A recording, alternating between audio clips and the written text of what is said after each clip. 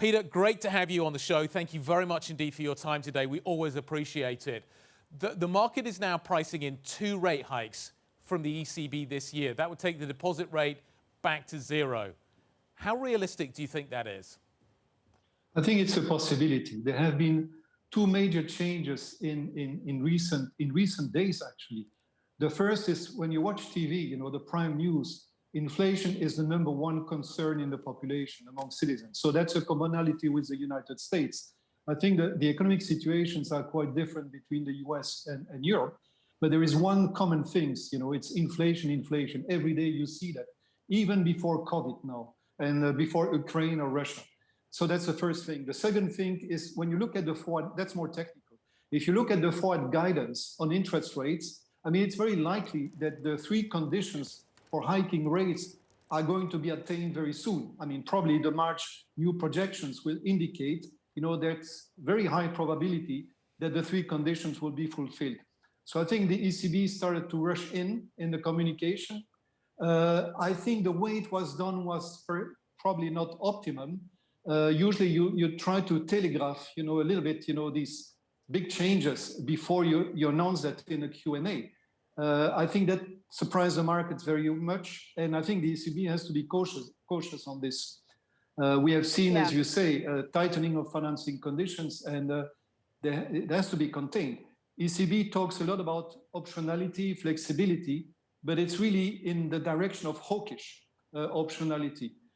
They talk about watching the spreads, for example, in the sort of normalization process, but they don't say how they're going to do that really. So I think they needed to change the narrative because the persistence of inflation and the concern, #1 concerns among citizens, you cannot just be passive, and you have to say something. But I think you have to be very careful so that markets will not overreact, right? Because it's a very different situation from the US, in terms of economic growth, for example. Okay, so Peter, from your vantage point, did Christine Lagarde make a mistake yesterday? I wouldn't say a mistake. I think I would have been a bit more careful in telegraphing, the sort of new narrative. The ECB obviously wanted to communicate to the citizens. I don't think it was directed to the markets really. It was directed to the people by saying, look, we follow the situation, inflation is persisting, and we care very much. The problem, I think, is that the market took it very badly, and you had a big reactions there. I think on financing conditions, most governors would think that it's manageable. They're not going to tighten too much. They say it's going to be gradual. The sort of tightening is going to be more very gradual. But essentially, the reason it's very different from the US is that financing conditions are basically determined by bank lending condition, not by capital markets as in the US. And so you have seen the equity prices of banks went up, and the lending conditions remain pretty good, now, and it could even be better, actually. So that's a little bit the gamble that the ECB is making on financing condition, that market's going to be contained, the reaction is going to be contained, including the spreads, by the way. And second, that the banking lending channel is not going to be hit very much. But there are many questions, of course, for the March meeting. Yeah, there are. Can we just dwell on this meeting for a moment longer, Peter? Why the difference? And you understand how the ECB works. You've been in the room. Why the really big difference between the statement, which we all expected, like it was a cut and paste statement, and then that huge shift in the press conference? Can you just explain the mechanics of what happened there? I think, I think what Christine Lagarde did yesterday was a fair account of the deliberations of the governing councils.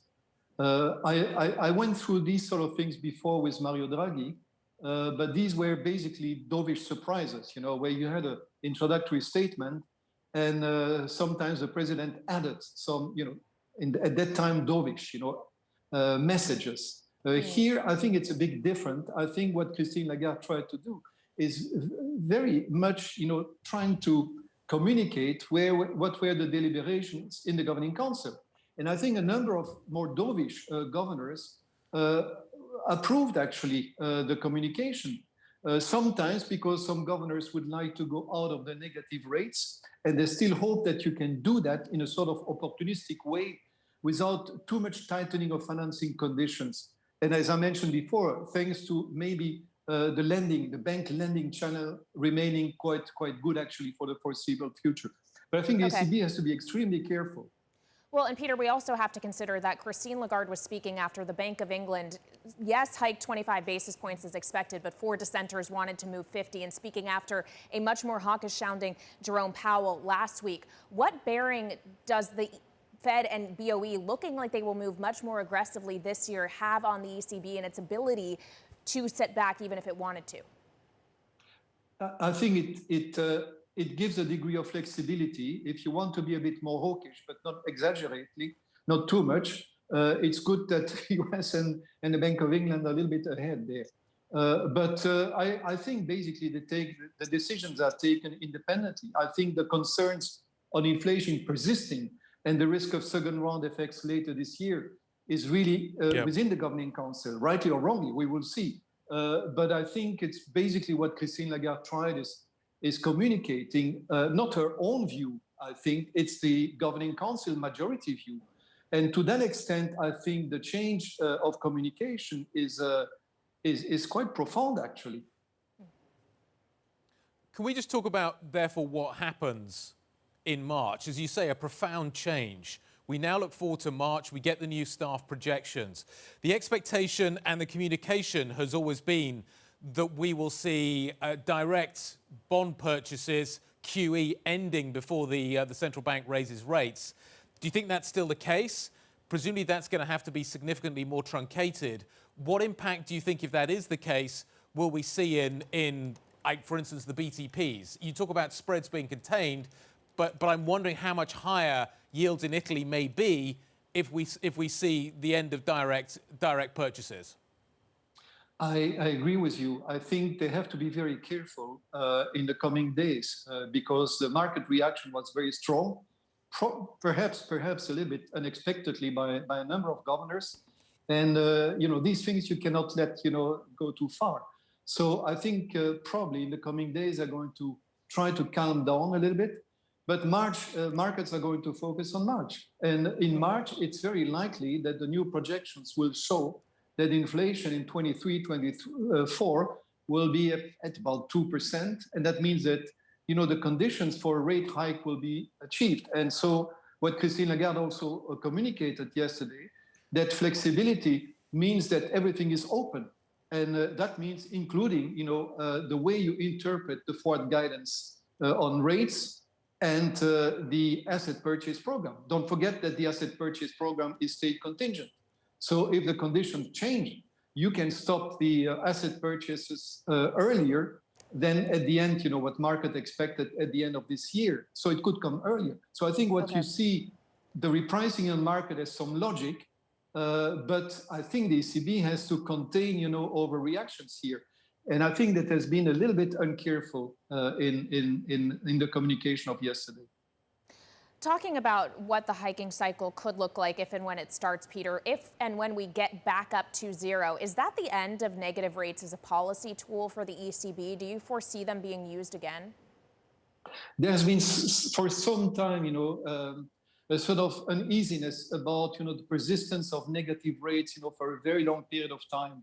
And including myself, by the way, I thought, negative rates would be, not lasting so long. And so the idea of normalizing rates to zero, escaping the negative rates is I think it's widespread in the council. That doesn't mean that once you hit the zero, you're going to tighten further. And I think going to zero is quite something that drives a number of governors now. But they want to do that without excessive tightening of financing conditions in general, which is very difficult to do. You mentioned the spread. That's one concern. And the second one is to be sure that the banking lending channel remains, accommodative, I would say, and that the market conditions do not tighten too much. I mean, these are quite difficult to achieve, of course, but that will be the challenge. But I think they needed to send a message because by March, the new projections very likely would show, that the conditions for a rate hike are there.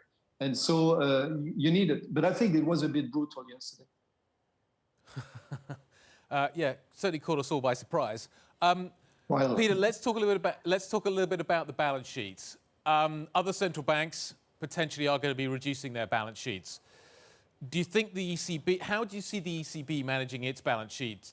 I'm assuming that reinvestments are going to carry on for a while. Certainly, that was communicated yesterday by Christine Lagarde. Do you see any reduction in the balance sheet going forward? Do you think it remains as elevated as it is now, or do you think there will be a deliberate effort maybe to run it off? there's a big difference between the balance sheet of the US, the Fed, and the ECB. The major difference is that part of the huge increase of the balance sheet is due to cheap lending to the banks, to the banking sector directly, the TLTRO, what we call the TLTRO. And that very likely the conditions are going to tighten there, and the banks very likely are going to reimburse, the ECB. So the excess liquidity that we have now is going to be reduced, and the balance sheet de facto will be reduced by a significant amount in the coming year. So I think that's clear. The question you ask is more on the APP, the Asset Purchase Program. I think here the ECB very likely in the coming months is going to insist, that the reinvestment policy is not changed. So that the PEP, the Pandemic Emergency Purchase Program, the reinvestment are going to continue into 24, and that the APP, huge portfolio will continue to be, reinvested as appropriate. So they're going to try to escape that issue of, what one calls now the quantitative tightening. But there will be some impact, a significant impact on the balance sheet via the TLTRO, the reduction, of excess liquidity, which is due to the TLTRO, the funding for lending.